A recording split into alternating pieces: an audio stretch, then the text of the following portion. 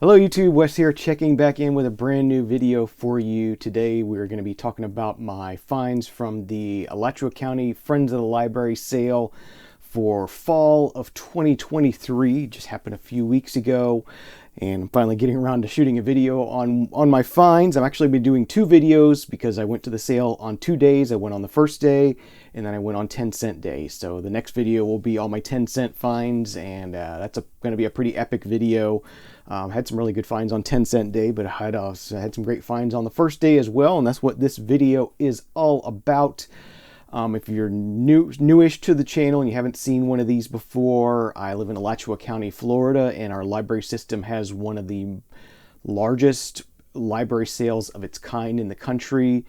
It's different from a lot of library sales. It's not just old library books.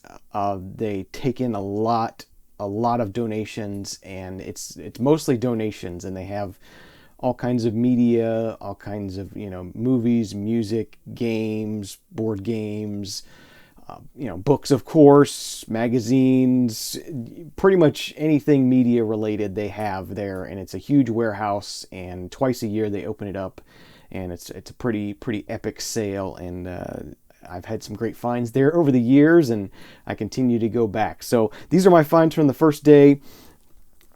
First thing I'll share with you here, I got an Elton John Blu-ray concert, Elton at 60, from Madison Square Garden, from 2007. This concert was filmed. Really long set list on this one, so I look forward to checking that one out, reliving it. I did see Elton John live back in 2000, and it was great experience. I'm glad I got the chance to see him live, so that was pretty cool. I did buy one music-related book, so I'll go ahead and share that with you. This one I've kind of had my eye on. I've seen it in bookstores before. Kind of thought about picking it up in the past. I just never got around to it. This is Jeff Chang's Can't Stop, Won't Stop, sort of documenting the rise of hip-hop culture, hip-hop fashion, music, trends, all that kind of thing. It seems like a pretty well-loved book on the subject, so I've been kind of wanting this, and they had it there at the sale, and I think it was blue is, I think, 75 cents, so it was a good deal. Did grab a few CDs while I was there. This first one here, we got Dave Matthews Band live in Chicago from 1998. 2 CD set on this one, so pretty nice. I have pretty much everything Dave Matthews, so whenever I come across something in the bins, it's usually something I already have, but this is something I didn't have, so that was pretty cool. This was kind of a surprise. I didn't realize I didn't have this. I'm pretty sure I have it on vinyl, but I did not have it on CD. Depeche Mode's Exciter, classic one from them, so I thought, well, might as well get it. I don't have it already. Picked up a copy of Citizen Cope's self-titled album.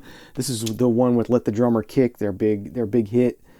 So yeah, I thought it would be cool to add that one to the collection. I don't know that I've ever listened to this album fully, so I thought that would be a fun one to pick up. Picked up a sealed copy of Fontaines DC Doggerel. I think this is from 2018 or 2019. Yeah, I got into Fontaines DC around the year after that, around 2020. Really dig their stuff, and yeah, I had not heard this one, so I figured I'd go back in the catalog and pick up this one, and it was still sealed, so that was a nice find. I think that was $1. Picked up a copy of Cyndi Lauper's At Last. This is her Standards album, so it'd be pretty interesting to hear Cyndi Lauper doing Standards. I've heard not so great things about this from others, but I'll try it for myself. That was $1 as well. That was a nice one. Did a kind of a blind buy on CD. This is on the Sub Pop label, and I generally like things on Sub Pop. So the Vipers with Hands Across the World, and just yeah, I dug the vibe on the cover, and as I said, it's on Sub Pop. And I tend to like stuff that's on Sub Pop, so I thought I would give it a try. That one was $1 as well. And then the last of the CDs, I got a copy of Dave Matthews Band Stand Up on dual disc with the slipcover on it as well, which I wanted to have. I may have a copy of this already without the slipcover. So yeah, wanted to have it with the slipcover, because it does have a hype sticker that's specifically for this release. So wanted to have that, and that was $1 as well. So that was a good pickup.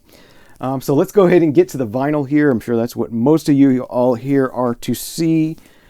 First one here, another blind stab. This is from another label that I typically trust. This is on the IRS label. This is Let's Active with Big Plans for Everyone. So yeah, thought I would check this one out. It's an IRS label with the original IRS inner sleeve. All right, there's not too much in the Harry Belafonte catalog that I don't already have, but this was one of them. Surprisingly, hadn't picked this one up before. Harry Belafonte Calypso in brass on a living stereo. So that's generally the ones you want to look out for, the living stereo releases of these, and glad to have picked that one up. That one was $1. I don't think I mentioned it. The Let's Active was $1.50, just in case you're curious about prices there.